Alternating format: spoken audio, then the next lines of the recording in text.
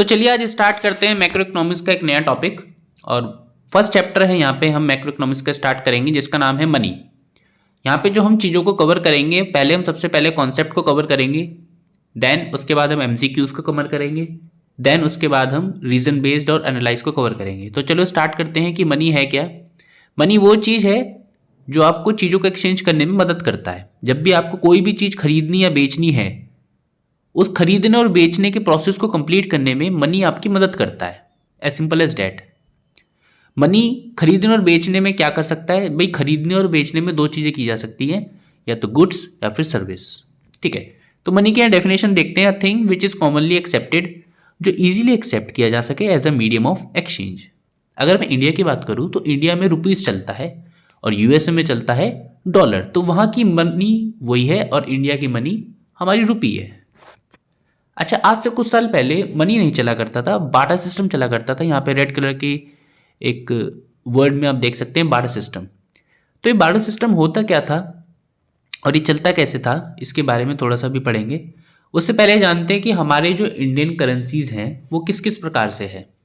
हमारे यहाँ पे पेपर नोट्स कॉइन चलते हैं, जो 1 रुपये का आता है, 5 रुपये का आता है, 10 रुपये का आता है, 100 का, 200 का भी आता है, 2000 का भी आता है। लेकिन एक प्लास्टिक मनी भी यहाँ पे कैरी की जाती है जिसको आप बोलते हैं debit card and credit card. आज के टाइम पे इलेक्ट्रॉनिक मनी भी आ चुकी है, जो हम फ़ोन पे और गूगल पे के थ्रू और भी बहुत सारे इलेक्ट्रॉनिक्स आइटम्स के थ्रू हम उसे इस्तेमाल करते हैं। चलिए आगे चलते हैं। देन यहाँ पे मनी के कुछ करेक्टरिस्टिक्स बता रखे हैं कि मनी को क्या क्या किया जा सकता है। तो money used as a store value, money को आप स्टोर कर सकते हो और इजीली उसे सेविंग कर सकते हो। Money is used as a measure value, money को आप मेजर कर सकते हो कि 100 रुपये का नोट है तो आपको पता है इससे आप 100 रुपये का सामान इजीली खरीद सकते हो। थर्ड पॉइंट है money is use as a standard of deferred payment. Deferred payment का मतलब होता है कि कोई पेमेंट अगर आपको 6 महीने बाद देनी है तो मनी आपकी इजीली मदद कर सकता है 6 महीने बाद उस पेमेंट को देने में। चलिए डेफिनेशन के बारे में देखते हैं एक बार।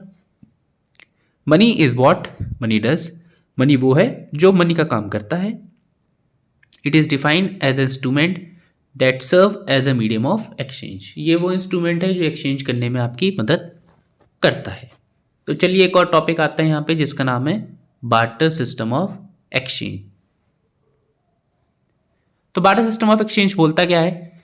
बार्टर सिस्टम ऑफ एक्सचेंज बोलता है कि जहां पे गुड्स के बदले गुड्स को एक्सचेंज किया जाता है उसे हम बार्टर सिस्टम ऑफ एक्सचेंज बोलते हैं। ये पहले के टाइम पे चलता था। अगर किसी को राइस की जरूरत है, उसके बदले वो जूते की शॉप पे जाएगा और अपनी राइस उसे दे देगा, उसका जूता खुद परचेज कर लेगा।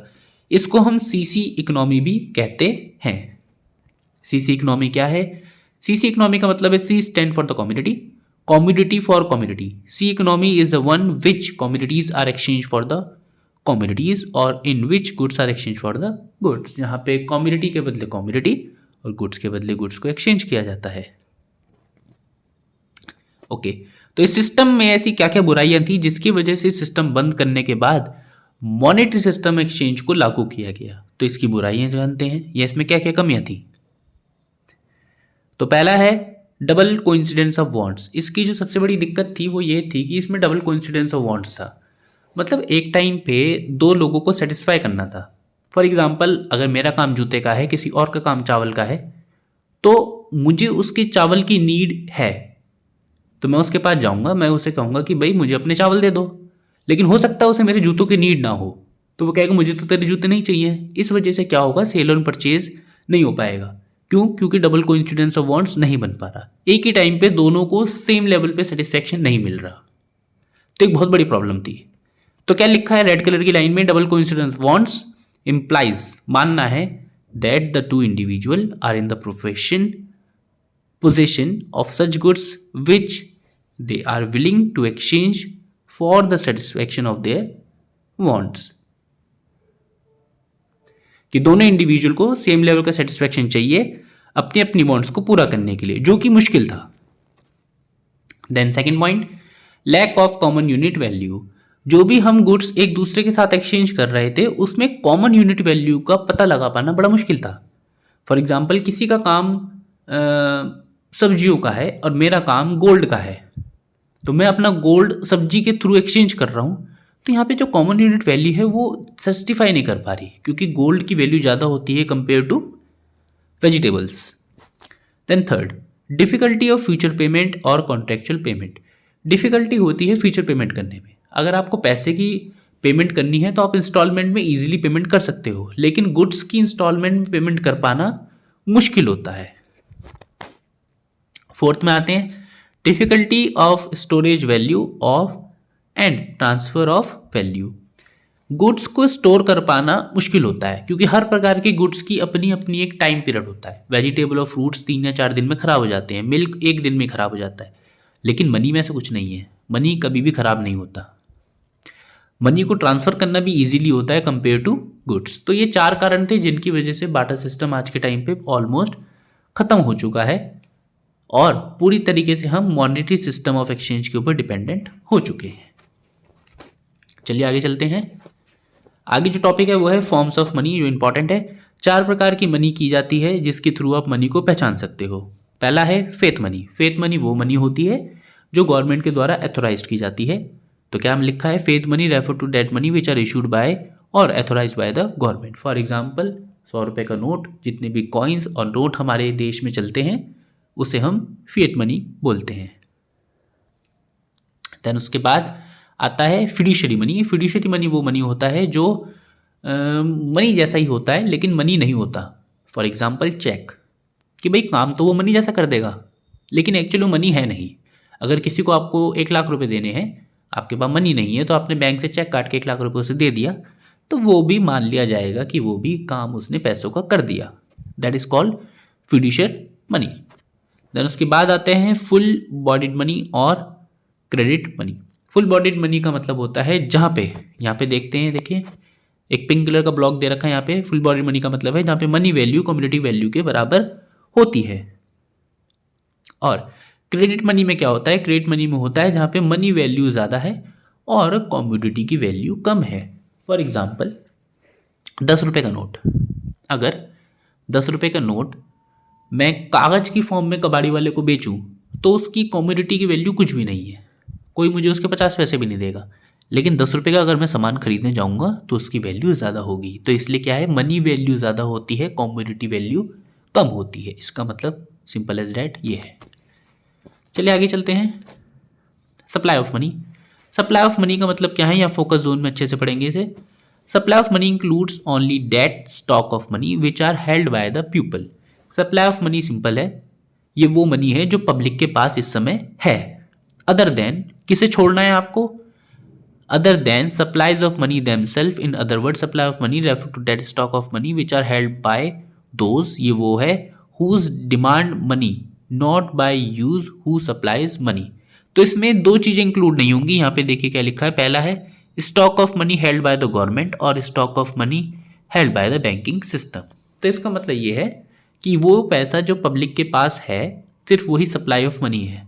जो गवर्नमेंट के पास पैसा है वो नहीं माना जाएगा, जो बैंकों में रखा है पैसा वो भी नहीं माना जाएगा।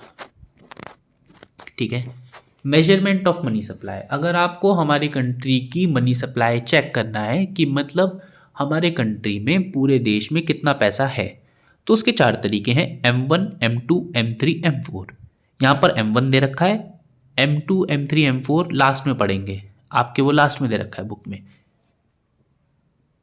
जो कि अपने आप में इंपॉर्टेंट टॉपिक है। तो चलिए पढ़ते हैं। M1 क्या है यहाँ पे, M1 है यहाँ पे C plus DD plus OD। C का मतलब है currency held with the public, public के पास कितना पैसा पड़ा हुआ है।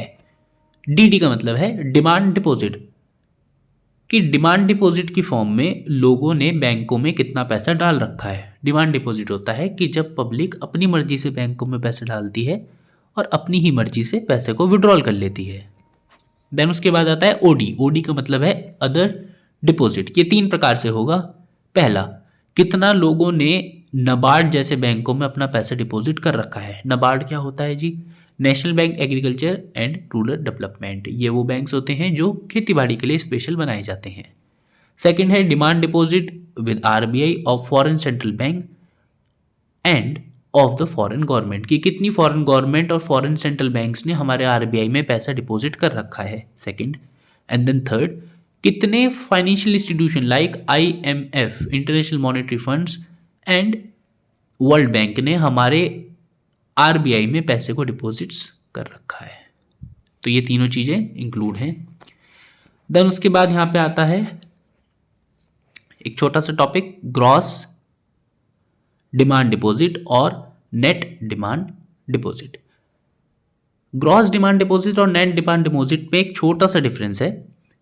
ग्रॉस डिमांड डिपॉजिट यहाँ पे आप रीड कर सकते हैं, gross demand deposits includes inter banking claims, ये इंक्लूड करता है इंटर बैंकिंग क्लेम्स को, लेकिन net demand deposit inter banking claim को इंक्लूड नहीं करता। यहाँ पे आप लास्ट में पढ़ सकते हैं कि net inter banking claims are not the part of demand deposit of the public.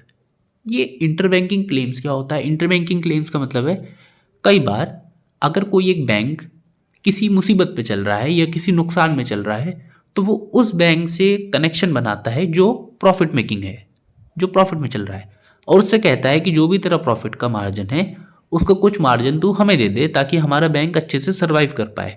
उसे बोलते हैं इंटर बैंकिंग क्लेम्स। लेकिन एक टाइम के बाद वो क्लेम उसे वापस भी करना पड़ता है। तो ग्रॉस डिमांड डिपॉजिट के थ्रू तो कहा जाता है कि उसे इंक्लूड कर सकते हैं, लेकिन नेट टाइम डिपॉजिट कहता है, सॉरी, नेट डिमांड डिपॉजिट बोलता है कि उसे इंक्लूड नहीं करना। यहाँ पे नोट ऑफ क्वेश्चन भी आप देख सकते हो, only net time deposit are taken as a part of money supply, और यही मनी सप्लाई का पार्ट भी माना जाता है। देन आगे चलते हैं। यहाँ पे आपका दे रखा है पहला term deposit and demand deposit. Term deposit का मतलब होता है, इन द इजी फॉर्म में बताऊं तो FD, मतलब कि जब आप पैसे डिपॉजिट करते हो तो आपको पता है कि आपने कितने समय के लिए पैसे को डिपॉजिट करा है। डिमांड डिपॉजिट में आपको नहीं पता कि आपने कितने समय के लिए पैसे को डिपॉजिट करा है। हो सकता है आपने आज डाला हो पैसा और कल निकाल दिया हो, लेकिन टर्म डिपॉजिट में ऐसा नहीं होता। देन उसके बाद यहाँ पे आता है मेजरमेंट ऑफ मनी सप्लाई, एक चार्ट बन रखा है, एक बार फिर से पढ़ लेते हैं इसे। तो पहला है C, currency with the public, दूसरा है DD, डिमांड डिपॉजिट, तीसरा है OD, अदर डिपॉजिट। इसमें पहला है public financial institution like NABARD, दूसरे reserve bank of foreign central banks and governments, and third आता है यहाँ पे financial institution like IMF and world bank. Okay, then who supplies the money, हमारे पास पैसे की सप्लाई करता कौन है? तो यहाँ पे पहला है central bank of the country जिसे हम बोलते हैं RBI, दूसरा है कमर्शियल बैंक, तीसरा है गवर्नमेंट। ये तीन लोग हैं जो हमारे पैसे को सप्लाई करते हैं, हमारे पास तक पहुंचाते हैं। यहाँ पे एक रेड कलर की एक लाइन है जो कि इंपॉर्टेंट है, minimum reserve of 200 crore in the form of gold and foreign security, of these reserve value of the gold must be 115 crore. ये कह रहे हैं कि कुछ मिनिमम रिजर्व जो हमारी RBI है वो अपने पास हमेशा रखता है। जैसे हम लोग भी हैं अपनी सेविंग करके रखते हैं, ऐसी RBI भी अपनी सेविंग करके रखता है। कितनी करेगा? 200 करोड़ की। इन 200 करोड़ में से 115 करोड़ गोल्ड और फॉरेन एक्सचेंज की फॉर्म में होने चाहिए। चलिए नेक्स्ट टॉपिक को देखते हैं। एक टॉपिक आता है यहाँ पे bank money and high powered money. तो बैंक मनी क्या होता है? बैंक मनी वो मनी होता है जो कि पब्लिक का पैसा कमर्शियल बैंक में डिपॉजिट है, सिर्फ बैंक में डिपॉजिट है, वो हम बोलते हैं बैंक मनी। तो bank money refer to demand deposit of the public with the commercial bank. High powered money क्या होता है? हाई पावर्ड मनी में तीन चीजें आती हैं, currency held by the public A, second लिखा है vault of cash of commercial bank, and third है cash reserve with the commercial bank with RBI। ये तीन चीजें यहाँ पे आती हैं, उसे हम बोलते हैं high powered money. High powered money में पैसा ज्यादा होता है, बैंकिंग मनी में पैसा थोड़ा सा कम होता है, क्योंकि वहां पे एक ही चीज आई है और यहाँ पे तीन चीज आई है। चलिए आगे चलते हैं। अब हम स्टार्ट करेंगे इसके MCQs जो कि अपने आप में इंपॉर्टेंट है। तो यहाँ पे जो पहला MCQ है, barter system refer to a system where in goods are exchange for the goods. Yes right. तो यहाँ पे फर्स्ट का क्या है? A है। Which of the following is a typical characteristic of barter system, इनमें से कौन सा typical characteristic of barter system है? तो अगर आप चेक करेंगे तो यहाँ पे double coincidence of bonds is a typical characteristic of barter system. Yes right, जो कि B है। Which of the following is commonly accepted as a definition of the money, इनमें से कौन सा ऐसा है जो कॉमनली एक्सेप्टेड किया जाता है as a definition of the money? तो अगर आप फर्स्ट को देखें, a goods which is commonly use as store value, नहीं है, पूरी तरीके से सही नहीं है। Any goods which are exchange for the gold at a fix rate, ये भी पूरी तरीके से सही नहीं है। Any goods which are accepted to a bank, नहीं, पब्लिक भी एक्सेप्ट करती है। Any goods which is commonly accepted as a medium of exchange, yes right, that is the correct definition. तो थर्ड का D. Then money which is separate as a medium of exchange because of the trust between the payer and the payee is called the fiduciary money. जो payer और payee के बीच में trust exchange करने में मदद करती है उसे हम फिड्यूशियर मनी बोलते हैं। देन नेक्स्ट फिफ्थ वाला, full body money is that money whose money value and the community value are equal in the market, जो कि इक्वल होती है। सिक्स वाले को चेक करते हैं। Money that is issued by the authority of the government that is called full bodied money. B credit money, C faith money, D fiduciary money. तो that is the answer of the faith money. Faith money वो होती है जो कि authorise की जाती है government के द्वारा। सेवेंथ को देखते हैं एमसीक्यू को। When money value of money exceeds the community value of money is called पहला है आपका फुल बॉडीड मनी, दूसरा आपका credit money, yes credit money is the right answer. तो सेवेंथ का बी। देन एट्थ वाला चेक करते हैं। A money as a standard of deferred payment has lead to the emergence of financial market। वो financial market का emergence होता है। तो एट्थ का यहाँ पे बी है। Which of the following is the component of M1, इनमें से कौन सा कंपोनेंट है जो M1 का है? तो डिमांड डिपॉजिट जो हमने पढ़ा था DD plus OD, C plus DD plus OD, तो DD क्या था आपका? Demand deposit. 10 देखते हैं। Bank money is that money which is printed by the RBI, printed by the government, generated in the form of credit creation, yes generated in the form of credit creation, वही आपकी bank money होती है। 11th को check करते हैं। Who supplies money in India? Money supply कौन कराता है? भाई सब कराते हैं। तो 11th का यहाँ पे डी है। डिमांड डिपॉजिट्स में क्या क्या इंक्लूड्स होता है? क्या चेकेबल डिपॉजिट्स हो पाते हैं? अच्छा जी, चेक करते हैं। Demand deposit with the withdrawal on demand deposit, fix deposit for the period of time, या फिर D both A and B. तो इसका आंसर है आपका D, A and B. Then 13 को चेक करते हैं। In India there are the 4 alternative measurement of money supply, M1, M2, M3, M4। Of these M1 में क्या था? CC plus DD plus OD। तो देखो currency with the public, demand deposit and other deposit, तो answer would be C. Then 14 में है supply of money. इनमें से क्या है? सप्लाई ऑफ मनी कौन सा है जी? Flow variables, stock variables, yes stock variables. Then 15 का, in India coins are issued by, जो कॉइन्स है हमारे, इसे थोड़ा ध्यान से देखना, जो हमारे कॉइन्स हैं वो सारे इशू किए जाते हैं मिनिस्ट्री ऑफ फाइनेंस के द्वारा। अदरवाइज कॉइन्स को छोड़ के बाकी जितनी भी करेंसी है वो इशू करता है हमारा RBI। देन 16 देखते हैं। इंट्रोडक्शन ऑफ मनी हैज़, कि मनी का जितना भी इंट्रोडक्शन हुआ है वो क्या है? Separate the act of the sale and purchase of individual, combined the act of the sale and purchase of individual, expanded the scope of sale and purchase, yes right, ये भी ठीक है। एंड देन डी है both A and C. Separated act भी बनता है और expanded the scope of sale and purchase भी इसका बनता है। ओके, देन 17 देखते हैं। विच of the following system is followed by the reserve bank of India for issuing the currency? That is a minimum reserve system, जिसमें हम 200 करोड़ रुपए reserve के तौर पे रखते हैं। 18 देखते हैं। High powered money is equal to, जितनी भी हमारी हाई पावर्ड मनी है वो किसके बराबर होती है? वो होती है money, notes and coins held by the public, vault cash of the commercial bank as well as the cash reserve of the commercial bank with the RBI। Then आगे चलते हैं। अब हम करेंगे इसके रीजन बेस्ड के क्वेश्चंस। तो चलो स्टार्ट करते हैं अब हम रीजन बेस्ड। यस, तो रीजन बेस्ड को स्टार्ट करते हैं, जिसमें पहला आता है double coincidence of bonds is an essential requirement of exchange. नहीं, जब से आपके पास मॉनेटरी सिस्टम आया है तब से मॉनेटरी सिस्टम सबसे पावरफुल एक्सचेंज ऑफ सिस्टम है, तो इसलिए बात गलत है। सेकंड को थोड़ा ध्यान से देखना। सेकंड में इन्होंने कहा है कि क्या face value of the money is always greater than the intrinsic value? क्या जो फेस वैल्यू है वो हमेशा ज़्यादा रहेगी इंट्रिंसिक वैल्यू से? इसको एक एग्जाम्पल से समझना। एक 5 रुपये का सिल्वर का सिक्का है, तो जो 5 रुपये है वो उसकी फेस वैल्यू है। इंट्रिंसिक वैल्यू क्या होती है? इंट्रिंसिक वैल्यू होती है कि अगर उस सिल्वर के सिक्के को मैं तोड़ दूं और सिल्वर के भाव से मार्केट में बेचूं तो वो उसकी इंट्रिंसिक वैल्यू होती है। तो ऐसा ज़रूरी नहीं है कि वो 5 रुपये हमेशा उसके सिल्वर के दाम से ज़्यादा रहेंगे, बल्कि एक समय के बाद सिल्वर का रेट समय के साथ बढ़ता है लेकिन उस 5 रुपये का रेट नहीं बढ़ेगा। तो ऐसा है, ज़रूरी नहीं है कि फेस वैल्यू जो 5 रुपये है वही हमेशा ज़्यादा रहेंगे उसकी इंट्रिंसिक वैल्यू से, हमेशा नहीं रहेंगे। कभी ना कभी एक समय तो ऐसा भी आएगा कि 5 रुपये की वैल्यू इन्फ्लेशन के साथ कम हो जाएगी, लेकिन उसके जो सिल्वर की वैल्यू है वो समय के साथ बढ़ जाएगी। तो ये आंसर फॉल्स है। थर्ड को देखते हैं। Stock of money supplies with the money issue the authority is an important component of money supply. नहीं, ये इसका कोई इंपॉर्टेंट कंपोनेंट नहीं है।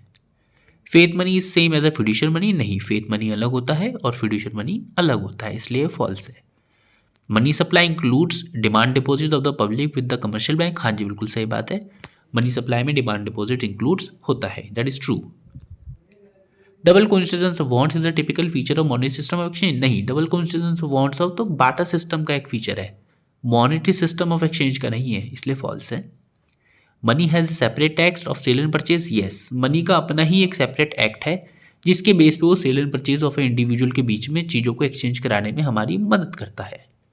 There is no medium of exchange in the barter system. False, medium of exchange होता है बाटा system में, और आज के समय पे भी बाटा सिस्टम हम कहीं ना कहीं फॉलो करते हैं अपने फ्रेंड्स के साथ, अपने फादर मदर के साथ। There is no common unit of value in barter system. Yes, barter system में कोई भी कॉमन यूनिट वैल्यू डिसाइड नहीं होती थी। ट्रू, राइट, बिल्कुल सही बात है। मनी में be used as a community. क्या मनी को हम कम्युनिटी के थ्रू इस्तेमाल कर सकते हैं? बिल्कुल सही है, कर सकते हैं। 5 रुपये का सिक्का या 1 रुपये का सिक्का अगर आप देखो तो वो लॉयल का बनता है, मेटल का बनता है, उसे आप तोड़ के बेच भी सकते हो। जब आप उसे बेचोगे तो वो कम्युनिटी के भाव में बिकेगा। कम्युनिटी के भाव में बिकने का मतलब है गुड्स के भाव में बिकेगा, तो दैट इज ट्रू।